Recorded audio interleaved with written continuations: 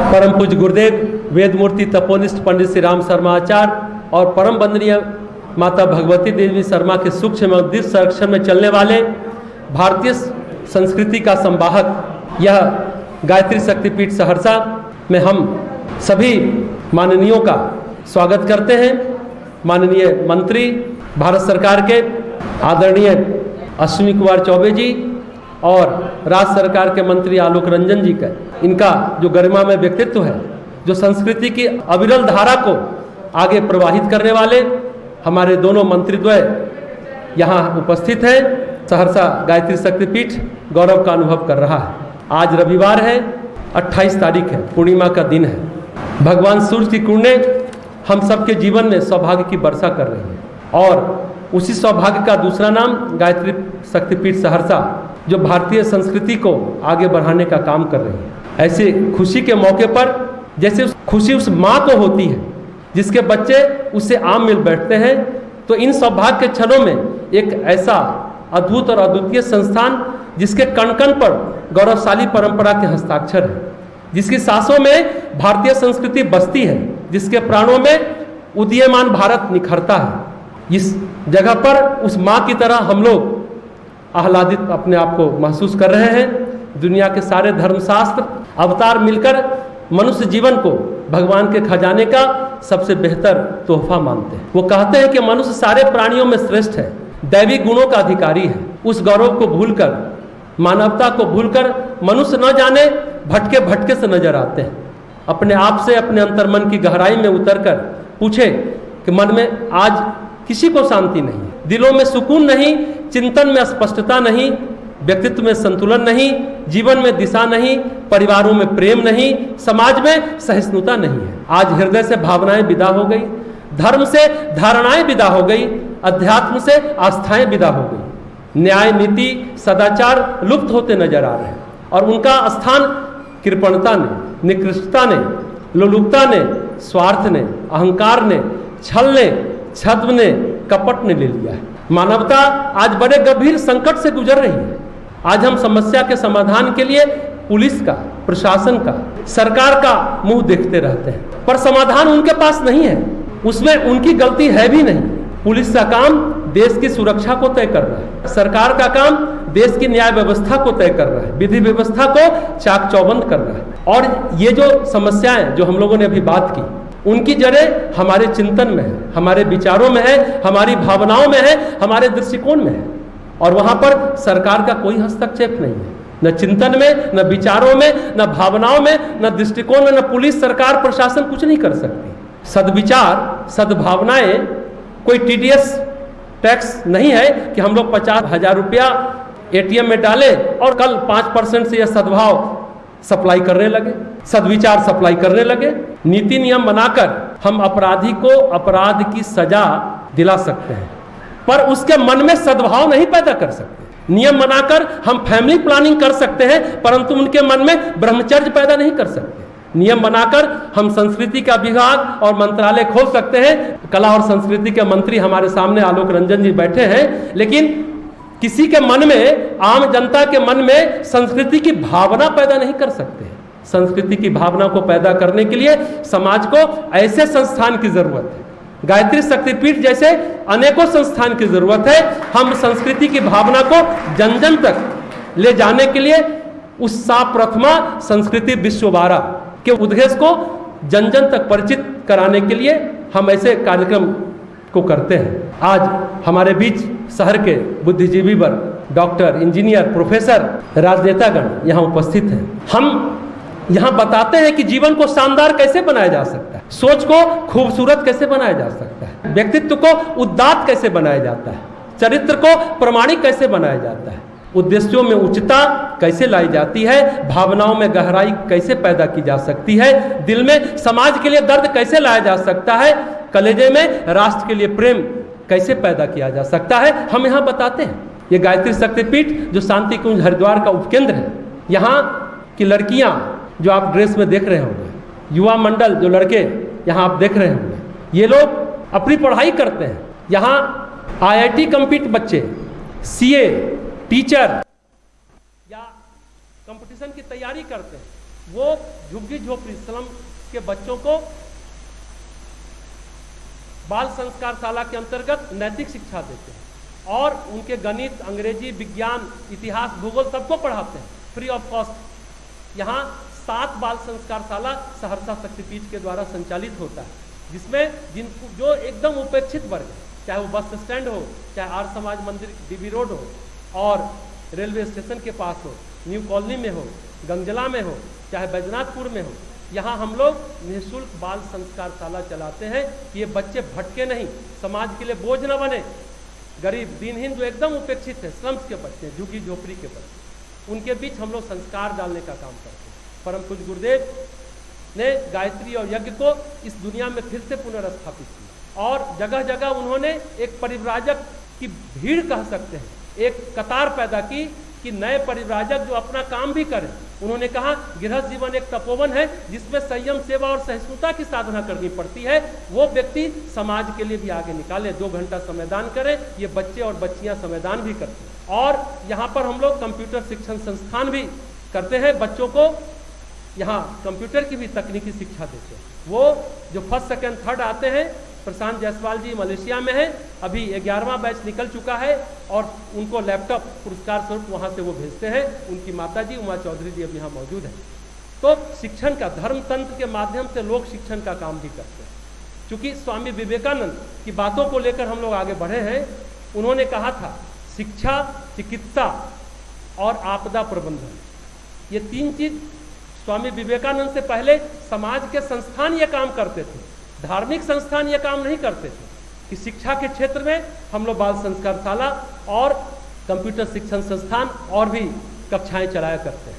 चिकित्सा के क्षेत्र में हम लोग यहाँ पर प्राकृतिक चिकित्सा, नेचुरोपैथ सेंटर खोले हैं। अभी हम माननीय मंत्री जी को वो भी दिखाना चाहेंगे कि हम लोग यहाँ पर, चूंकि शरीर दवा नहीं मांगता, शरीर शुद्धि मांगता है। दवा तो हमें और बीमार करती है, दवा सच कहिए तो बीमारी को दबा देती है। शरीर का समाधान शुद्धि है, औषधि नहीं। तत्कालिक व्यवस्था मैनेजमेंट के लिए, क्योर नहीं करता एलोपैथ मेडिसिन। हाँ, तत्काल मैनेजमेंट के लिए हम दवाओं का सेवन जरूर करें, लेकिन जड़ से छुड़ाने के लिए शरीर की शुद्धि हम लोग यहाँ करते हैं। और योग प्रतिदिन प्रातःकाल हरिकृष्ण बाबू के नेतृत्व में यहाँ चला करता है। चित्त शुद्धि का भी काम होता है और हवन और यज्ञ यहाँ चलता है। ये कर्म शुद्धि यानी समग्र शुद्धि की बात करते हैं। शरीर शुद्धि, चित्त शुद्धि और कर्म शुद्धि की बात यहाँ करते हैं, ताकि व्यक्ति अपने कर्मों का प्रक्षालन करे और व्यक्तित्व का परिष्कार कर सके और जीवन में दुखों को, कष्टों को, दर्दों को, पीड़ा को, परेशानी को हटा करके जीवन में आगे बढ़ सके। न्यूनतम शुल्क पर, चूंकि चैरिटेबल ट्रस्ट है, कॉमर्शियल ट्रस्ट नहीं है, ये गायत्री शक्तिपीठ सहरसा और एटीजी के अंतर्गत इनकम टैक्स रिबेट भी है। हम लोग को इनकम टैक्स डिपार्टमेंट ने यहाँ के काम को देख करके हमें एटीजी भी दिया। आयकर में छूट का भी प्रावधान यहाँ हम लोगों को दिया। हम लोग और भी काम करते हैं, अन्नदान, महादान यहाँ लोग करते हैं। हम लोग इस लॉकडाउन में, कोविड के समय जितना, क्योंकि डीएम साहब ने कहा कि आप सूखा भोजन बांटें, तो हम लोग प्रतिदिन 100 किलो चावल, 50 किलो दाल, 50 किलो आलू, 100 ग्राम सरसों तेल का 1-1 किलो का पैकेट बना करके पूरा शिवरार्थी को खिलाते रहे। और यहाँ अनवरत पिछले 2 सालों से गरीब व्यक्तियों को ताजा खाना खिलाते हैं। सभी सप्ताह का अलग अलग मेनू है।